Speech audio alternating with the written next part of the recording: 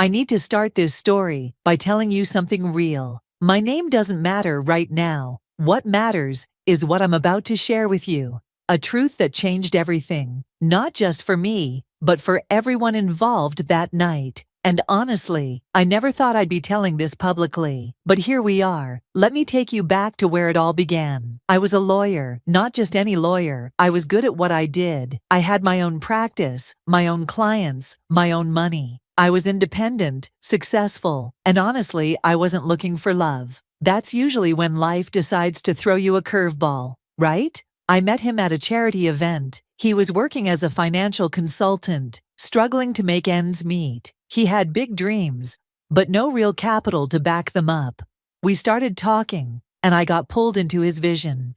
He was charming, ambitious, and he made me believe we could build something together. I believed in him before he believed in himself. That's important to remember. When I say I helped build his empire, I'm not exaggerating. I invested my savings into his first venture, $200,000. My family thought I was crazy, but I saw the potential. I saw the hunger in his eyes. So I signed the papers, and we began. What followed were 5 years of absolute grind. I wasn't just his girlfriend. I was his CFO, his legal advisor, his everything. I worked 16-hour days. I missed family dinners. I missed my own life. But every sacrifice felt worth it because we were building something incredible, and it worked. His first company made millions, then tens of millions, then more. But here's where the story gets darker. Somewhere along the way, he changed. It was subtle at first. He started taking meetings without me. He opened business accounts I didn't know about. He stopped consulting me on major decisions. And when I asked him about it, he'd say things like, "You're tired, babe. I got this now." Or my favorite lie, "I'm just protecting you from the stress." I wasn't tired, and I wasn't stupid either. I started noticing other things. Late nights that turned into all-nighters. His phone constantly in his pocket. A new cologne I didn't recognize. Charges on our accounts for hotels in cities I didn't know he was visiting. I felt that old familiar ache in my chest, the kind that comes right before you find out something you're not ready to know. But I wasn't just going to confront him and ask if he was cheating. I had suspicions about more than that. I had a feeling something financial was happening too. So I did what I was trained to do. I investigated. I hired a private investigator. I know that sounds dramatic, but I needed to know the truth before I made any decisions. And the truth I got was worse than I could have imagined. He wasn't just cheating, he was stealing. From me. The investigator found documents showing he'd been moving money to offshore accounts.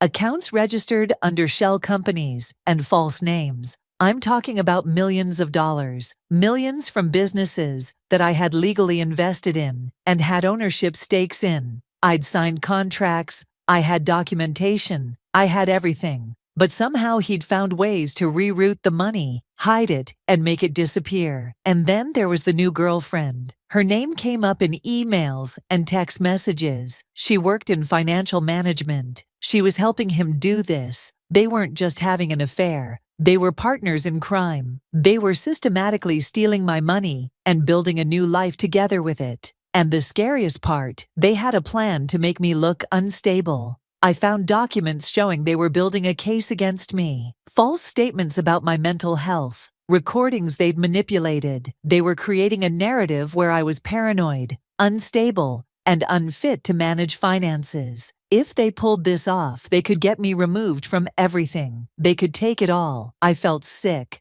Literally, physically ill when I realized what was happening. But instead of falling apart, something shifted inside me. I'm a lawyer. I know how to fight, and I wasn't going to let this happen quietly. I gathered everything, every document, every email, every transaction history. I contacted my own lawyer, a different lawyer, someone I could trust completely, and I began building my own case. I filed charges quietly with the authorities. I documented everything. I made copies of copies. I prepared for war. And then, one ordinary Tuesday night, my best friend called me crying.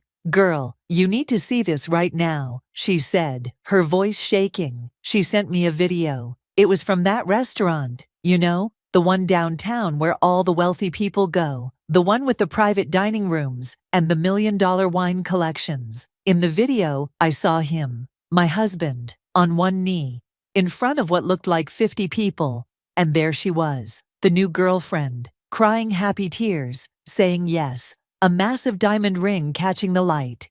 Everyone around them cheering, clapping, raising their glasses. My heart stopped, not because I still loved him in that moment, I didn't, but because I realized what was happening. This wasn't just about the affair, this was a public declaration. This was him and her telling the world that they won, that they got away with it, that they had the money, the happiness, the victory.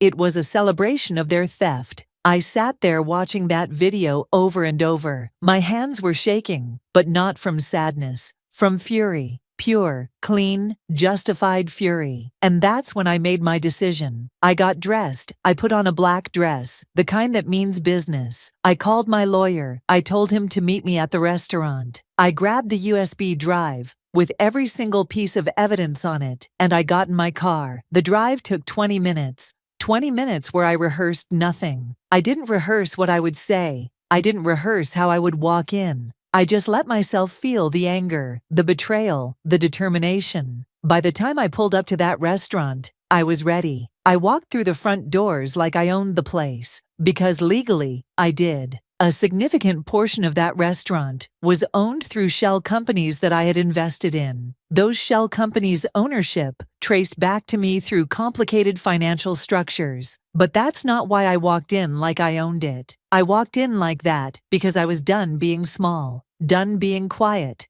done being the victim in someone else's story.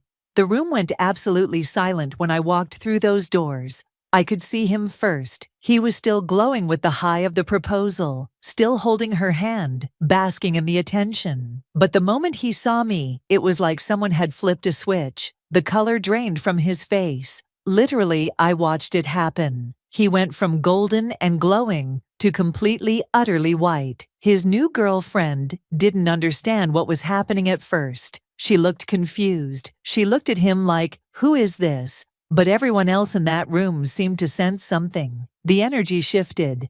People started pulling out their phones. This was about to become very real, very fast. I walked toward him slowly, not angry, not sad, just present. And I started to speak. "Good evening, everyone," I said, and my voice was steady, cold, even. "I know this is awkward, but I need to introduce myself. I'm his wife, his legal wife. And I need all of you to understand something very important right now." You could hear a pin drop in that room. The man you just watched propose to this woman is a criminal. He's been committing fraud. He's been stealing money. Specifically, he's been stealing money from me for the past 3 years. These aren't accusations. These are facts with documentation. I pulled out the USB drive and held it up. Everything is on here. Every transaction. Every offshore account, every email between him and her, discussing how to hide the money and make me look unstable so he could take it all without legal consequence. His new girlfriend's face changed in an instant. She went from happy to confused to angry to scared. She let go of his hand. "What is she talking about?" she demanded. And then I looked at her directly. And I could see it click for her. She wasn't the villain in this story. She was a victim too. He had been using her just like he'd used me. "You were helping him," I said to her, but not unkindly. "Whether you knew it or not, you were part of this. But here's what I need you to understand. He had the same plans for you.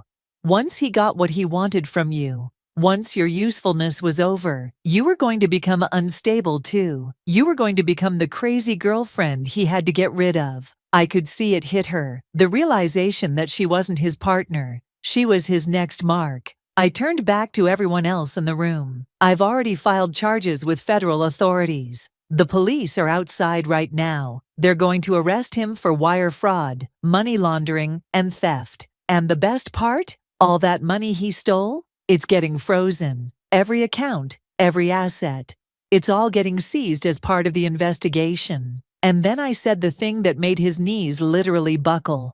"By the way, we're still married." You never filed for divorce, which means this proposal tonight. It means nothing. You just tried to commit bigamy in front of 50 witnesses while being investigated for federal crimes. His lawyer, who was apparently in the room, looked like he might have a stroke. Everything fell apart in that moment. Not theatrically, not dramatically, just completely and totally fell apart. The police came in, they handcuffed him. He didn't fight, he didn't yell, he just looked broken, like a man who'd finally run out of lies and had to face the consequences of his actions. But here's the twist that nobody expected. The new girlfriend? She turned state's evidence. She started singing immediately, not out of loyalty to me, but out of self-preservation. She had been involved in the fraud, and she knew it, so she cut a deal. She cooperated fully with investigators in exchange for immunity. She provided them with documentation, recordings, passwords to accounts, everything. Turns out, he had been planning the same thing with her that he'd planned with me. She was just earlier in the cycle. If I hadn't caught him when I did, she probably would have lost millions too. Eventually, he would have replaced her with someone else and started the whole process again. Within 6 months, he was convicted. Wire fraud, money laundering, theft. He's currently serving time. His assets were seized and distributed. Most of them came back to me because I had legal ownership. The irony is beautiful. The money he tried so hard to steal from me ended up being the thing that completely destroyed him. As for me, I didn't get everything back. The legal fees were astronomical. The emotional toll was real. But I got my life back. I got my independence back. And I got to stand in a room full of people and tell the truth without shame. That's what I want you to take away from this story. There are going to be moments in your life when someone betrays you, when someone you trusted completely turns out to be someone you don't know at all. And in those moments, you have a choice. You can stay quiet. You can pretend you didn't see what you saw. You can let fear paralyze you. Or you can do what I did. You can get evidence. You can get help. You can get justice. You don't have to be the victim in someone else's story. You don't have to accept the role they've written for you. I walked into that restaurant that night, not to stop a proposal. I walked in because I'd already won. I'd already built my case. I already knew the ending. I just needed him and everyone else to see it too. Never underestimate a woman who's been pushed too far. We don't just break. We don't just cry and accept it. We analyze, we document, we strategize.